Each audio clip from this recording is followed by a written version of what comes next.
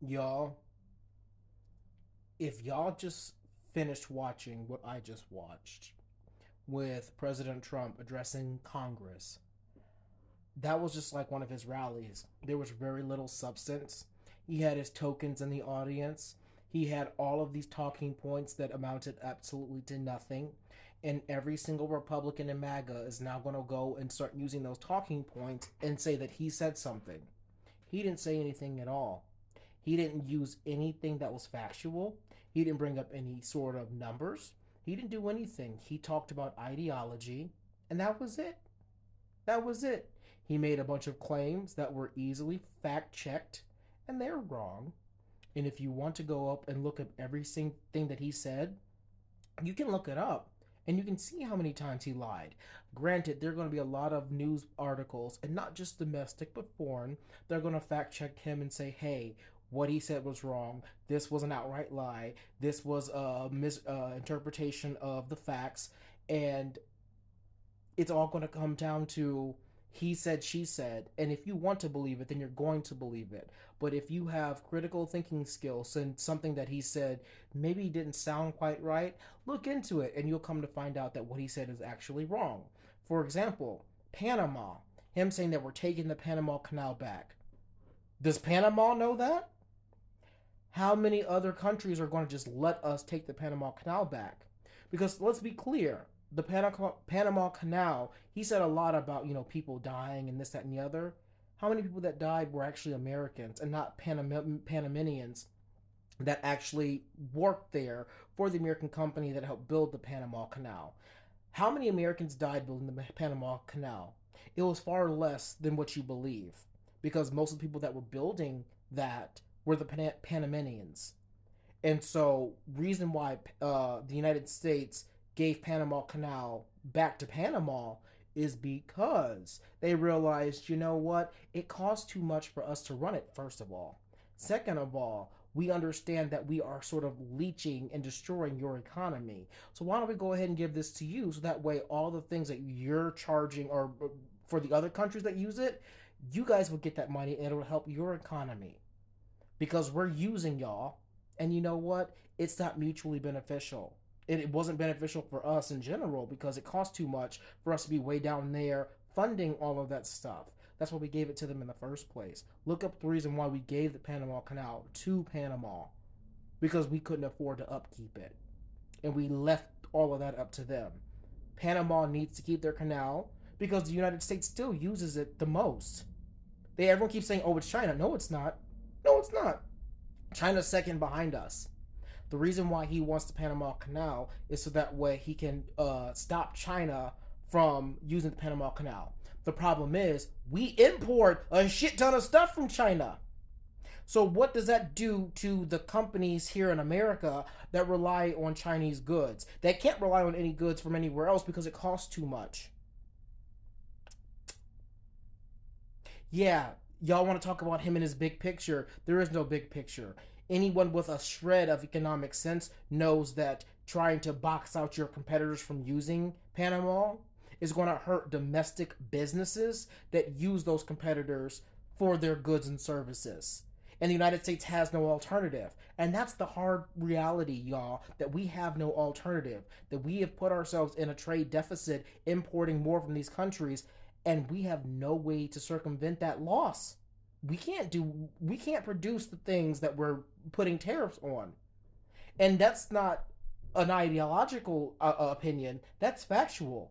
Because when it comes to coffee and agriculture, there's a science behind it. There's a reason why people go to school to get PhDs to be farmers.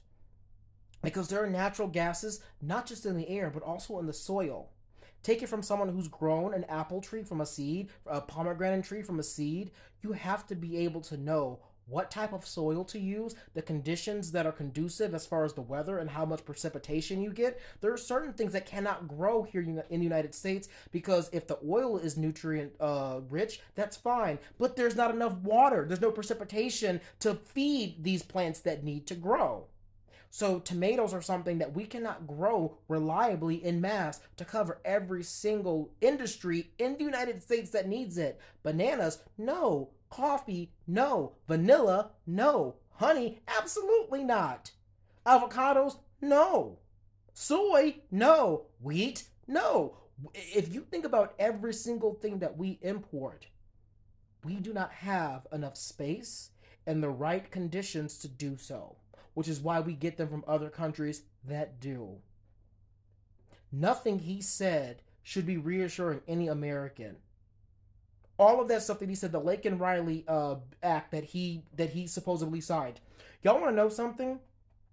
He was only able to sign it because the Senate held it up because it was able to be signed on the 15th of January. But they didn't want Biden to sign it because Biden would have. They didn't want Biden to sign it, so they held it up until January 22nd after his inauguration. And again, they had a 3-day week that week because of the inauguration, so he ended up signing it the following week on the 29th when the bill was ready on the 15th to be signed. But the Senate held it up long enough so that way Biden couldn't sign it, so that way Biden couldn't take credit for it, so that Trump could. Not let's not forget that under Trump there were several other illegal aliens who committed heinous acts, but no one on the right said boo about it. Y'all look it up. Look it up. There are several people who were supposedly killed by illegal aliens, but Trump didn't do shit about it. There was no act for those individuals. It's all political stunts. It's all wool over your eyes. It's all bullshit. It was all fluff. Nothing he said helped us as individual people, helped us as Americans. Stopping aid from Ukraine. Okay, y'all are over here. Let's let Ukraine get taken over by Russia. Then what?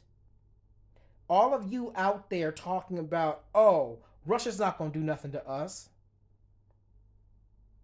They're already here. They're already here.